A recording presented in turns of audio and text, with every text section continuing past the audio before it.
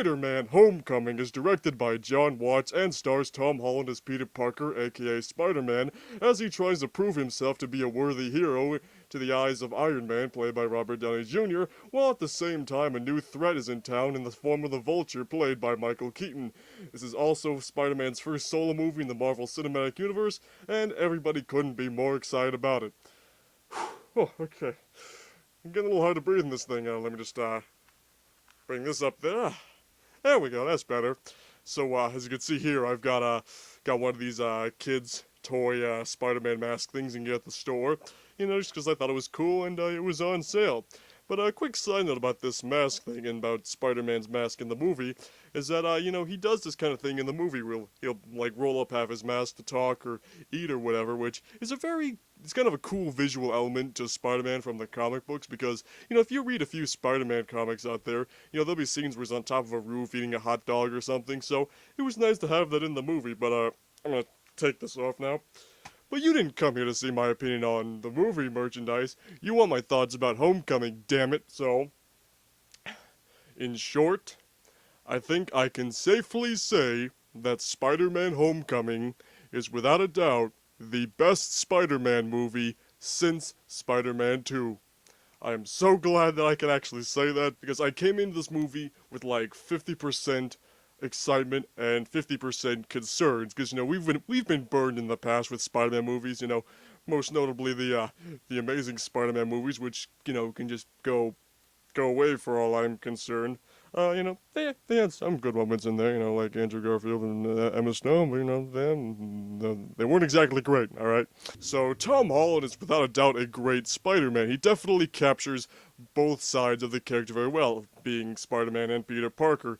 You know, he's got, you know, his suit looks great, he's got the right moves, he makes a lot of jokes, a lot of quips, use them at the right time in a very healthy amount, I think. And he captures the essence of Peter Parker very well. You know, he's got the slick to the side hairdo, he's got the button-up shirt with the sweater vest, and, you know, he's awkward, he's nerdy, he's not, you know, he's not Smooth McGroove or anything like that, which, you know, Tobey Maguire's performance, that was one of his most, well-acclaimed parts, was that he captured Peter Parker very well, and that nerdy part kind of went away with Andrew Garfield, so it's definitely great to see it come back in the form of Tom Holland, so that's definitely great to see. Now, before we get any further, let me just say right now that my thoughts on the Spider-Man actors themselves, to me, personally, Tobey Maguire will always be Spider-Man, right here, in my nipples, but I think as far as the best Spider-Man goes in movie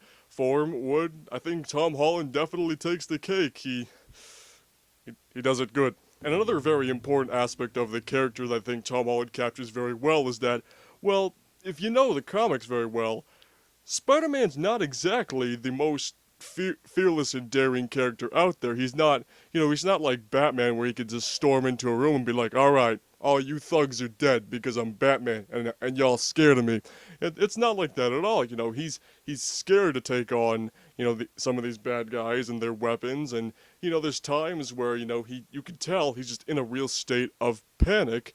You know, when almost any other superhero in that situation be like, yeah, whatever, I'm this superhero, I can just get up and keep moving, but, you know, he kinda has to motivate himself and, you know, pick himself back up, and, you know, you could see the fear on his face, and I think that's just really great, just to see, you know, just see Spider-Man in a more human level, because that's kind of the point of Spider-Man, is that he's a very human character.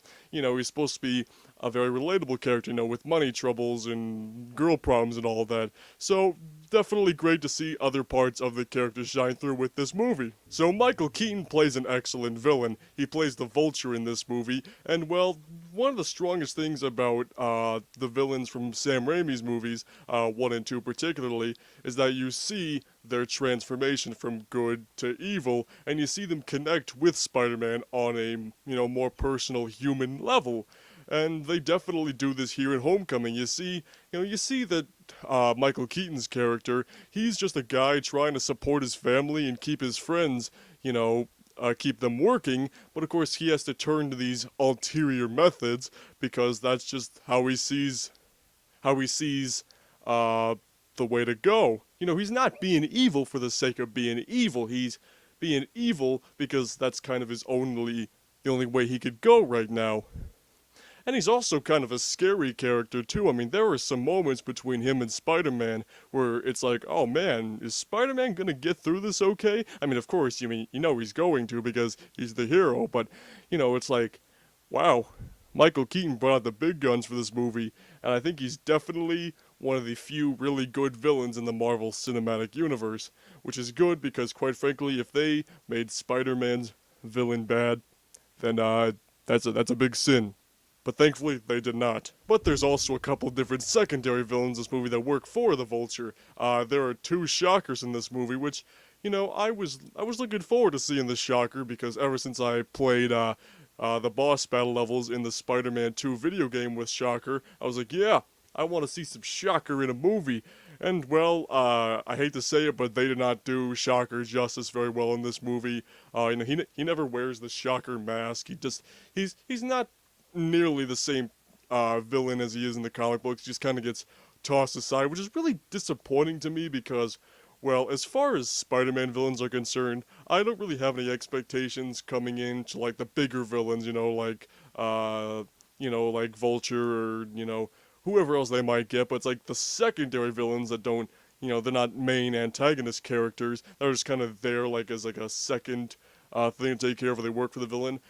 I just keep getting disappointed. It's like the same thing with the Rhino in Amazing Spider-Man 2. I've been waiting to see Rhino in a movie for so long, but then it's like, oh, he's Paul Giamatti in a Rhino suit.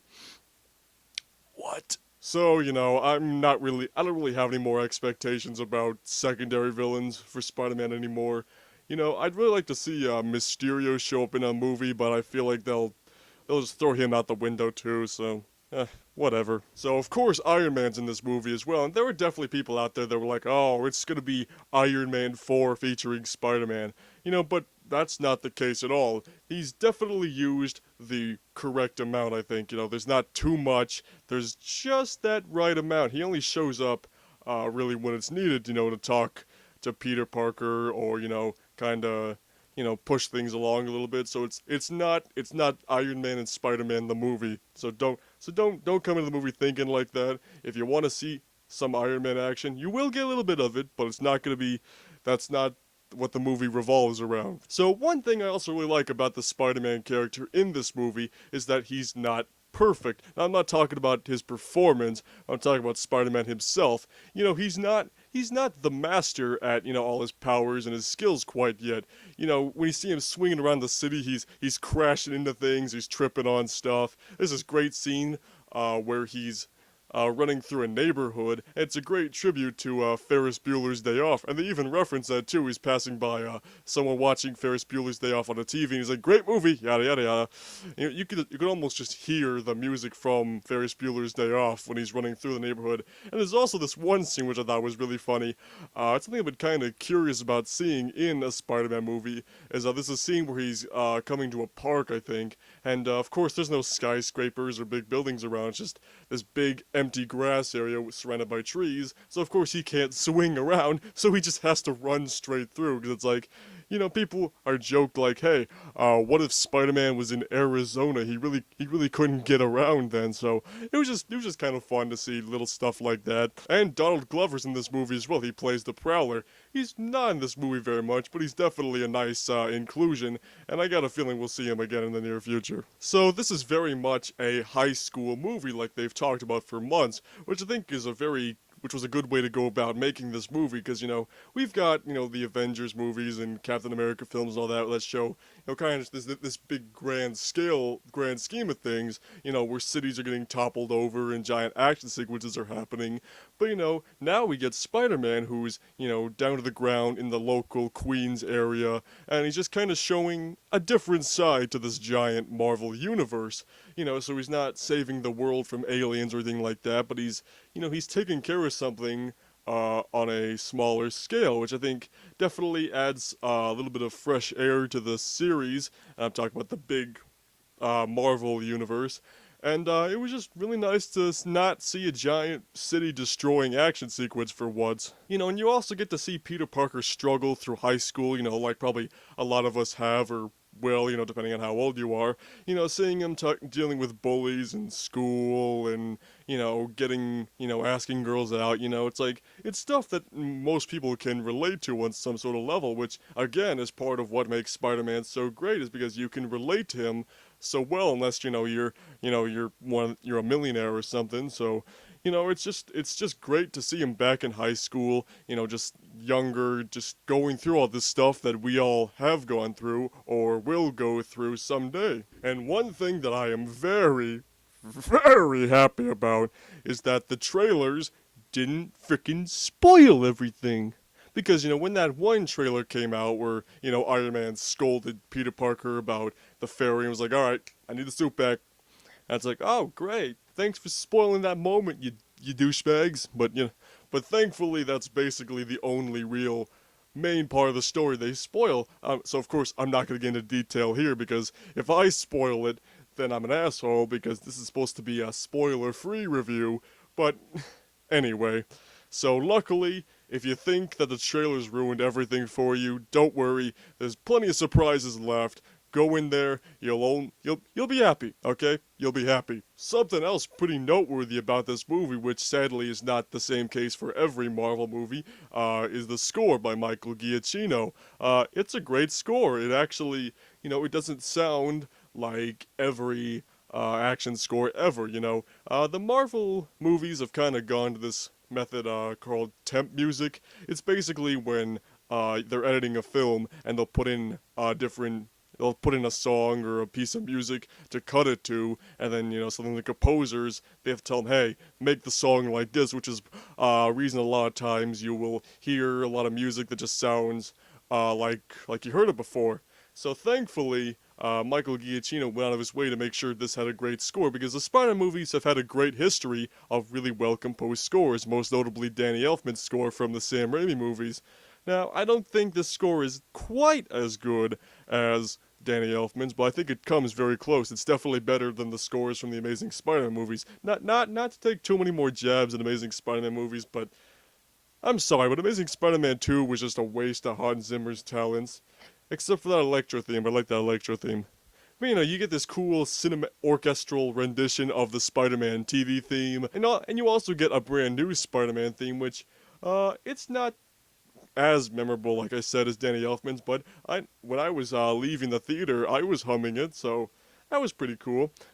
So yeah, I definitely look forward to hearing more Michael Giacchino Spider-Man music. Hopefully he'll come back for Spider-Man Homecoming 2. What are they going to call that one anyway? Well, they call this one Homecoming because, well, it's Spider-Man's homecoming to the Marvel Universe, but also the homecoming dance is happening at the same time too, so maybe they'll call the next one Spider-Man Prom? Doesn't really have the same ring to it. Anyway, I'm gonna say that Spider-Man Homecoming is great. No questions asked. There's also a couple of really, really, really tiny, subtle hints to future Marvel movies, but I'm not gonna get into that there.